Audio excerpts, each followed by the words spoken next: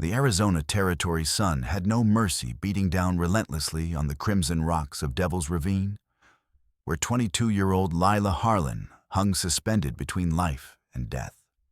Hemp ropes bound her wrists to a weathered stake, the coarse fibers having chafed her skin raw and bloody over the past 18 hours. Her cracked lips bore traces of dried blood, and her faded blue dress clung to her body with sweat and dust. Vultures circled overhead in patient spirals, their shadows crossing her sun-blistered face as they waited.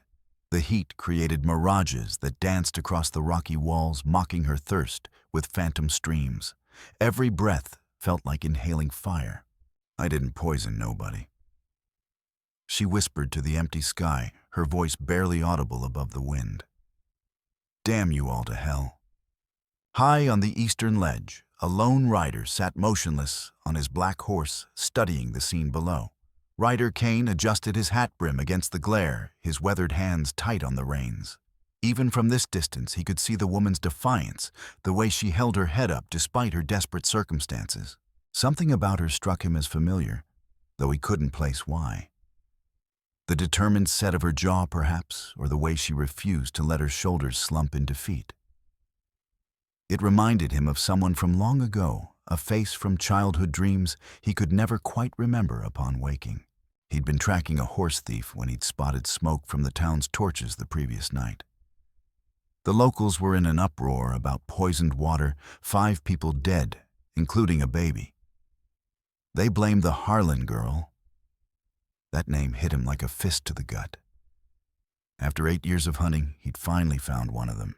Ryder's mother, Mary Kane, had sometimes spoken of a little girl who'd gone missing during the outlaw raids of his early childhood. "Your sister," she'd call her in her more delirious moments before the fever took her. "Sweet little thing with eyes like yours." He'd always assumed it was the ramblings of a dying woman.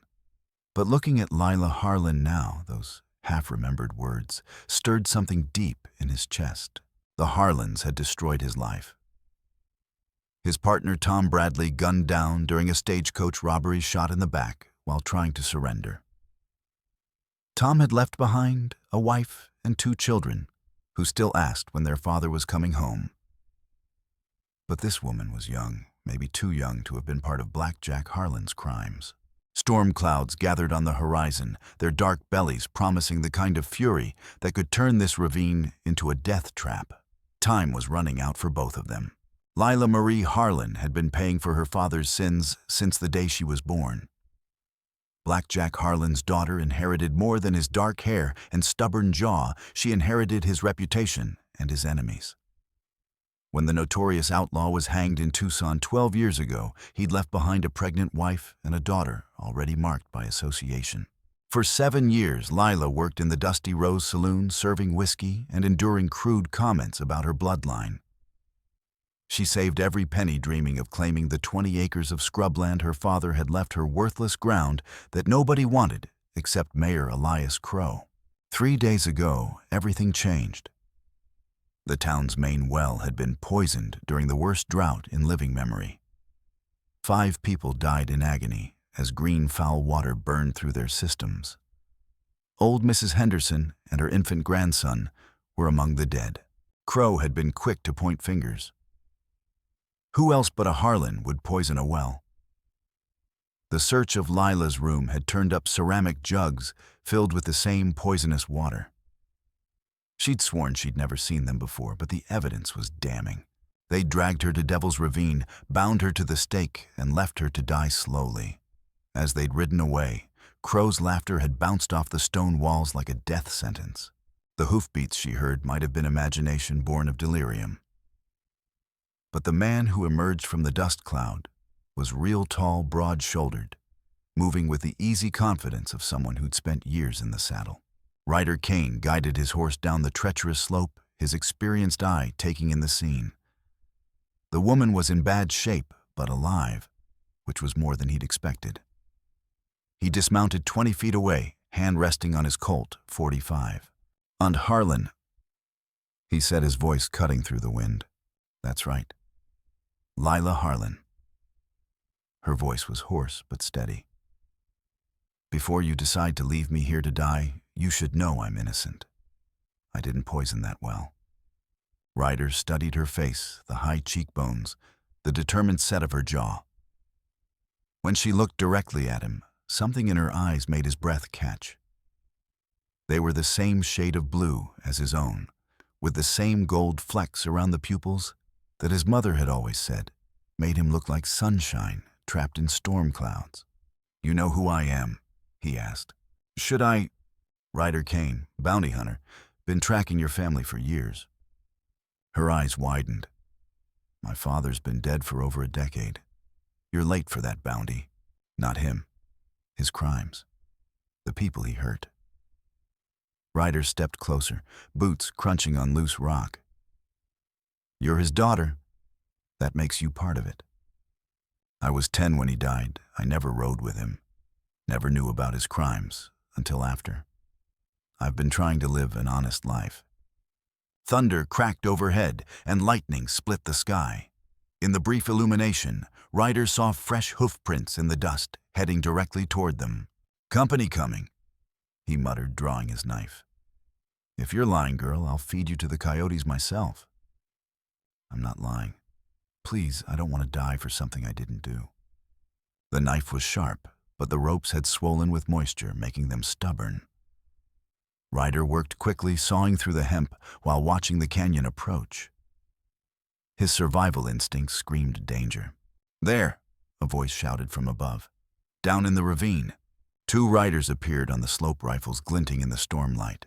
Ryder recognized Deputy Tom Brennan, one of Crow's most loyal followers. "Hands off the poisoner, stranger," Brennan called out. "That woman's under sentence of death." "What sentence? I don't see any judge or jury here." Ryder's response was to draw his Colt and fire a warning shot. The sound cracked like thunder, and both horses reared. In the confusion, Lila worked desperately at her remaining bonds. Brennan took aim, and his first shot chipped stone near Ryder's head. He dove behind a boulder, pulling Lila with him as the last rope parted. She was free, but they were pinned down. "Can you ride?" Ryder asked, checking his ammunition. "Better than I can walk right now." Ryder rose from cover, his Colt barking twice. The first shot took Brennan's hat clean off, the second shattered the younger deputy's rifle stock. Both men scrambled for cover, giving Lila her chance. She ran on unsteady legs, reaching the black horse and pulling herself into the saddle.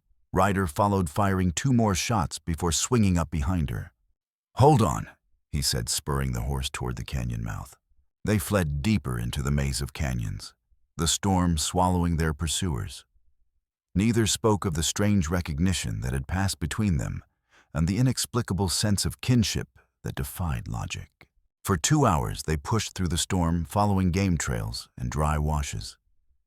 When they finally took shelter in a shallow cave, Ryder built a small fire for warmth. In the flickering light, they studied each other properly for the first time. "Now," Ryder said, "tell me about the mayor."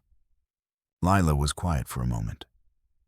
"Elias Crow has been trying to buy my land for 2 years, ever since he heard stories about my father's buried treasure. I kept telling him it was just talk, but he wouldn't listen." "What changed 3 days ago?" "He came to the saloon with a new offer, triple what the land was worth. When I turned him down, he got angry. Said the Harlan name was cursed, that maybe it was time people remembered what happens to families that don't know their place. The next day, people started getting sick. The day after that, they found those jugs in my room. Jugs I'd never seen before." "You think he planted them?" "I know he did. He's the only one who benefits from my death." A sound outside made them freeze. Voices muffled but growing closer. Ryder quickly kicked dirt over the fire. "They'll be back," he whispered. "Why did you help me?" Lila asked. "I've been hunting your family for 8 years. Your father killed my partner during a robbery in Tucson. Shot Tom Bradley in the back while he was trying to surrender. I'm sorry, but I wasn't there. I was just a child." "I know. But looking at you now, you're not what I expected." The returning voices cut short their conversation. This time, the search party was more thorough, checking every cave. Torchlight flickered closer. Up there, someone called. That looks promising. Ryder checked his ammunition, maybe a dozen rounds left. If they find us, stay behind me. A man's head appeared over the ledge. Well, look what we have. Lila's rock caught him square in the forehead, sending him tumbling backward. Gunfire erupted from below, and they were pinned down again. We can't stay here, Ryder said. They'll wait us out until daylight. He examined the back of the cave more closely. There seemed to be a crack in the wall that might lead somewhere. There. It might connect to another system. They crawled into the narrow opening, following the passage as it twisted through the rock. Behind them, they could hear the search party organizing another assault. After what felt like hours, they emerged into a larger cave with multiple passages leading off like spokes of a wheel. A small stream ran through the center, and there was a natural chimney for fires. This is it, Ryder said with relief. We can wait them out here. As they explored their refuge, they discovered something that would change everything. Near the back of the cave, carved into the stone wall, was a faded symbol, a stylized crow with spread wings. It was the mark of the Black Crow Gang Blackjack Harlan signature. Your father's hideout, Ryder said, recognition dawning. Behind a pile of rocks, they found a natural niche containing a metal strongbox. Inside, wrapped in oiled leather, was a fortune in gold coins. More importantly, there was a leather-bound journal filled with Blackjack's handwriting. My God, Lila breathed. He really did bury treasure here. Ryder opened the journal carefully, his hands beginning to tremble as he read. The entries were dated starting from just after Lila's birth. As he read, his face went pale. Listen to this, he said, his voice strange. 23 years ago, the Bradley woman gave birth today. A boy healthy and strong. She doesn't know the truth about his father, and maybe that's for the best. Bradley, Lila said. That was your partner's name. Here's another. Kane came by again, asking about the boy. Still thinks he's the father. Let him think it. Better for everyone if the truth stays buried. The pieces were falling into place. But Ryder's hands were shaking now as he turned to another entry. March 15th, 1852. Had to make the hardest choice of my life today. The law is closing in, and I can't take both children on the run. Mary Kane's little girl looks just like her, those blue eyes, that stubborn chin. My own boy has the same eyes, the same fight in him. I switched them while Mary was sleeping off the laudanum. Her daughter goes to the Bradleys now, where she'll be safe and loved. My son stays with Mary, where he'll carry my name and my burden. The Kane girl will grow up thinking she's a Harlan, paying for sins that aren't hers. My boy will grow up free of the Harlan curse, never knowing what his father really was. If something happens to me, at least one of them will have a chance at a normal life.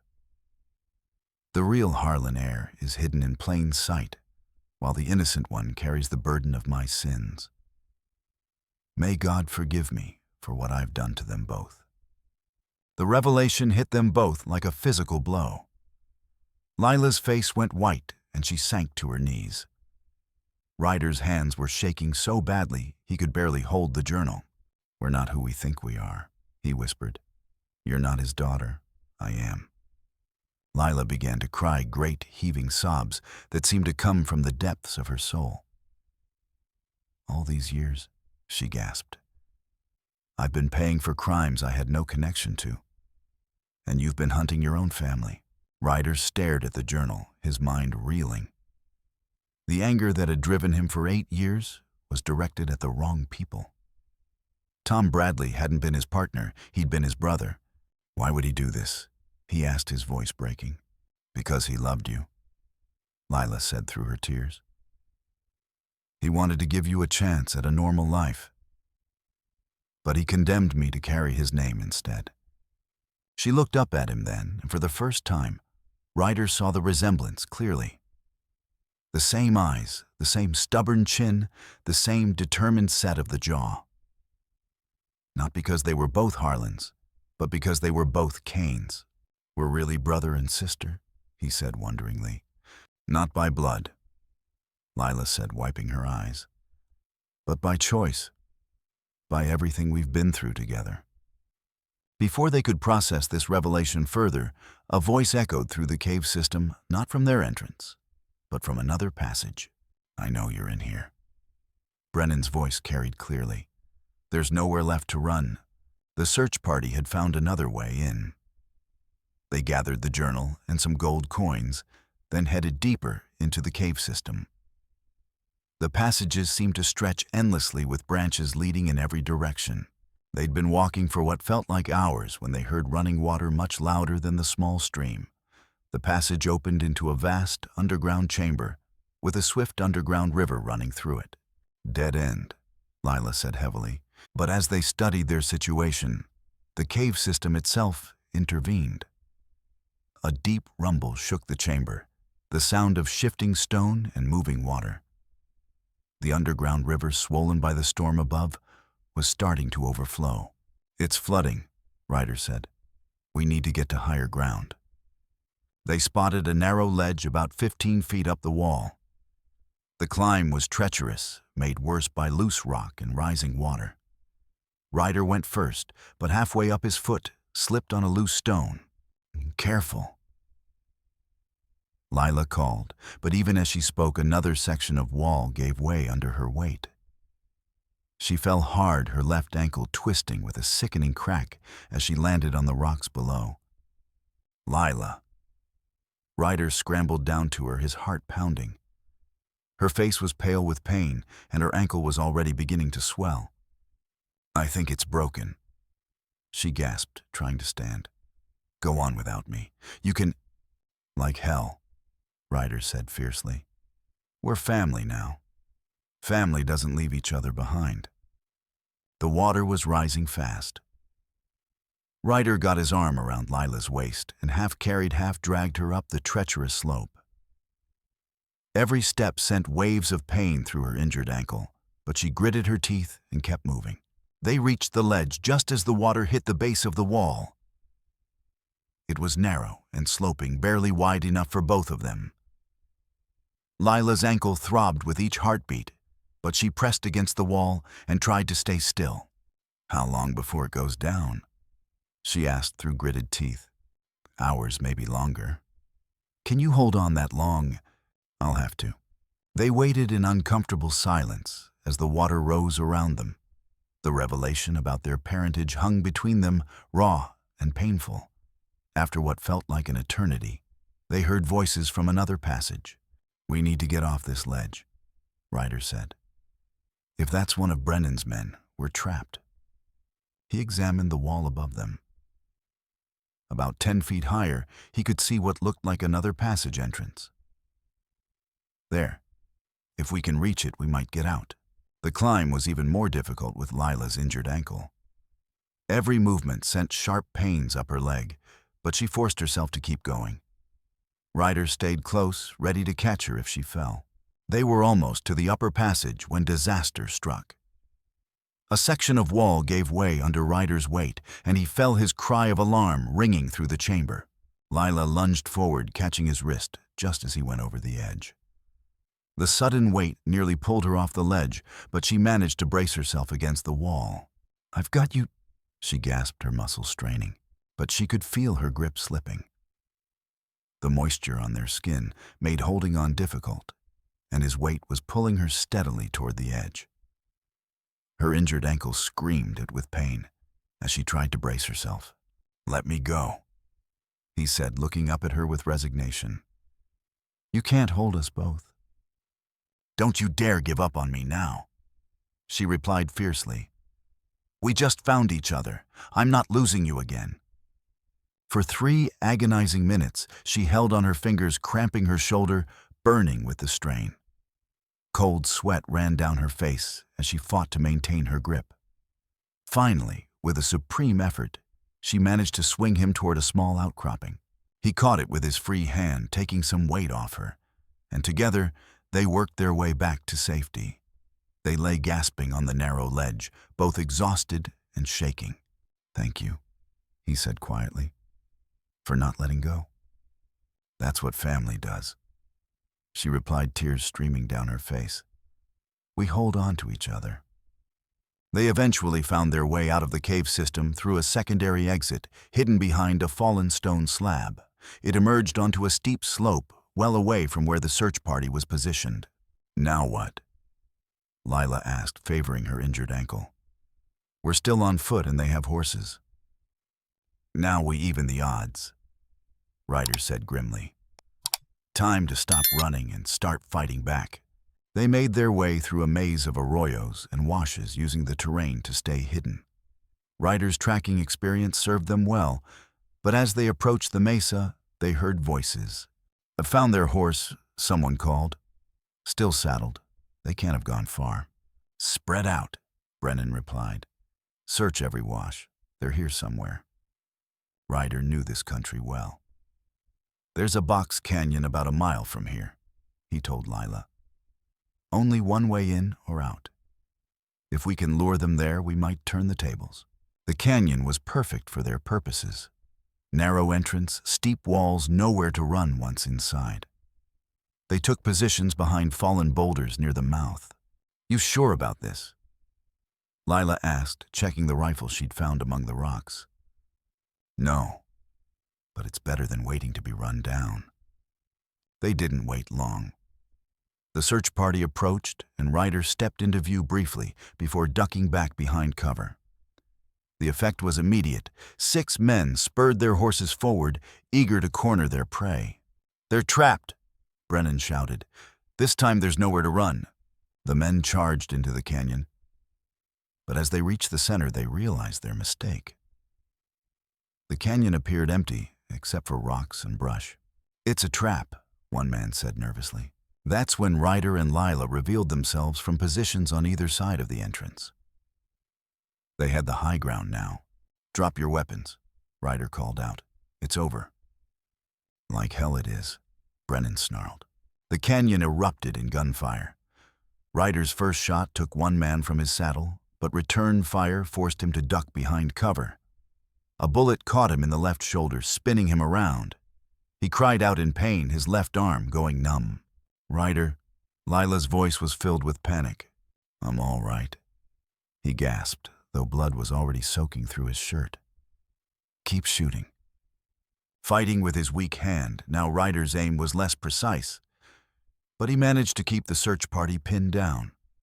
Lila's rifle cracked steadily, forcing the men to take cover behind their panicking horses.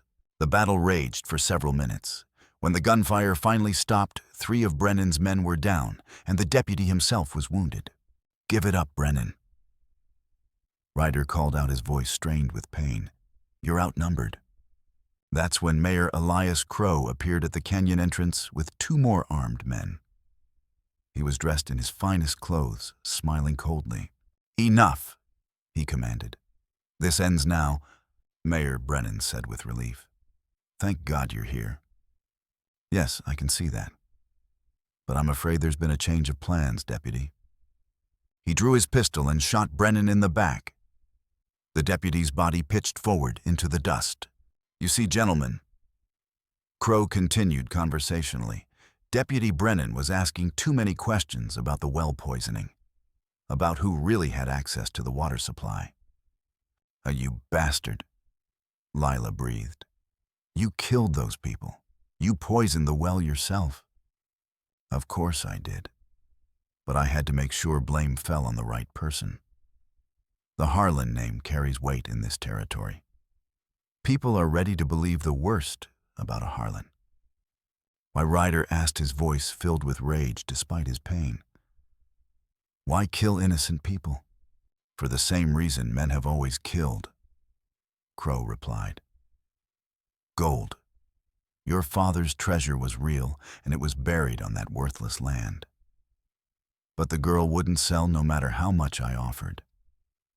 "You could have just taken it," Lila said. "You didn't have to kill anyone. But then people would have asked questions.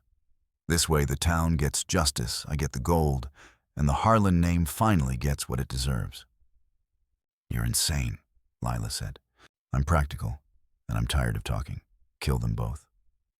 The final gunfight was brief but vicious.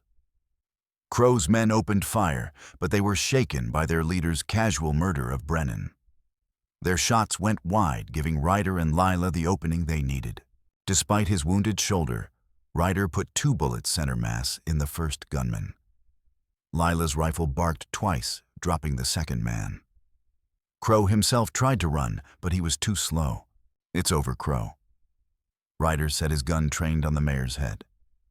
"Time to face what you've done." "You can't prove anything," Crow protested. "It's your word against mine." "They'll believe the evidence, and they'll believe your confession just now." The mayor's face went pale as he realized his mistake. He'd revealed too much, let arrogance override caution. "You're going back to town," Lila said, "and you're going to tell everyone what you did." They bound Crow's hands and made the journey back to Dust Ridge. The town was awake as they arrived, people gathering in the streets to stare at the procession. Sheriff Morrison emerged from his office, clearly shaken by the sight of the mayor in bonds. "What's the meaning of this, Sheriff?" Lila said. "I need to tell you something important. About the well poisoning, about who really killed those people." "We know who killed them," Morrison replied. "You did." "Evidence that was planted," Ryder said, "by the man who really poisoned the well." Dr. William Hayes stepped forward from the crowd. "I can prove it," he said. "I've been analyzing the water samples. The poison used was a specific arsenic compound, the kind used in mining operations.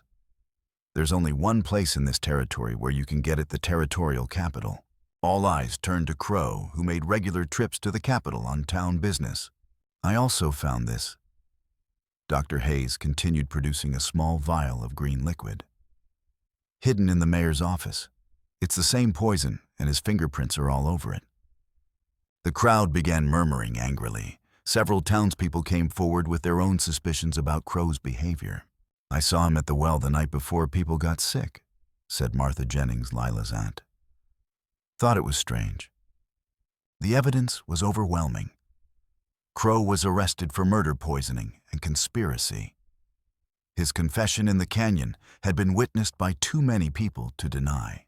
3 months later, Dust Ridge was a different place. The well had been cleaned and purified with new safeguards installed. The families of the victims had received compensation from Blackjack's treasure. Elias Crow had been tried, convicted, and hanged. He'd gone to his death cursing the Harlan name, but his curses fell on deaf ears. Lila Kane, she'd legally changed her name to reflect her true parentage, had used her share of the gold to open a school for local children.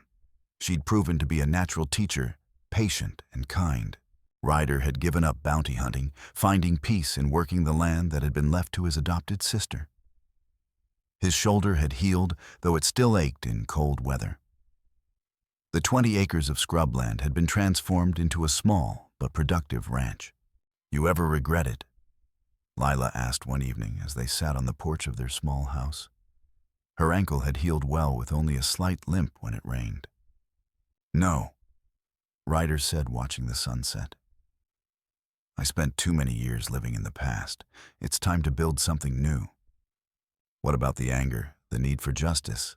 "Still there, but different now. Instead of hunting criminals, I'm trying to prevent them. Teaching kids there's another way to live." They walked to the small cemetery outside town the next morning, where the victims of the well poisoning were buried. They placed wildflowers on each grave, standing in silent prayer. "I'm sorry," Lila said to the headstone marking baby Henderson's grave. "I'm sorry your death was used to serve another man's greed. I promise we'll make sure nothing like this happens again." "Do you think we can really break the cycle?" she asked as they walked back home. "The violence, the hatred that's followed our family, I think we already have," Ryder said. "Our father, Blackjack, he tried to break it by hiding us from each other. But we found each other anyway. And instead of violence, we chose love.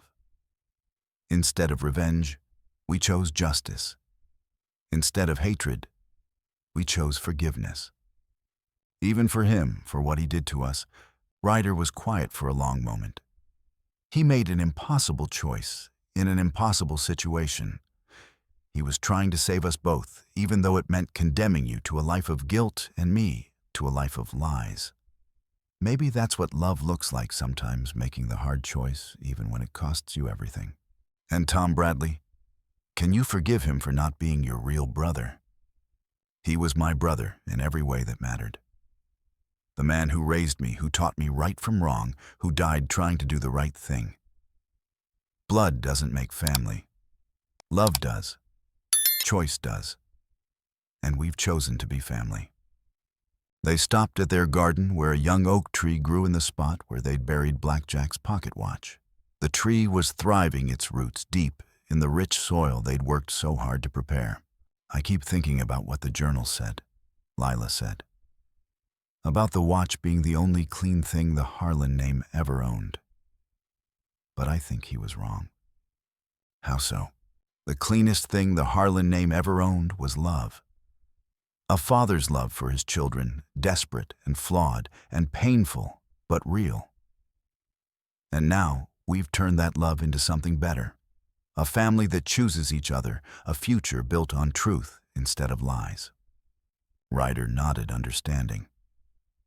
The story of the Harlan name had begun with violence and pain, but it would end with peace and love. And in that transformation, perhaps lay the only redemption that really mattered. The wind whispered through the oak tree's leaves, carrying with it the promise of tomorrow and all the hope it might bring. They had found each other, at last, brother and sister, not by blood, but by choice. And that choice had made all the difference.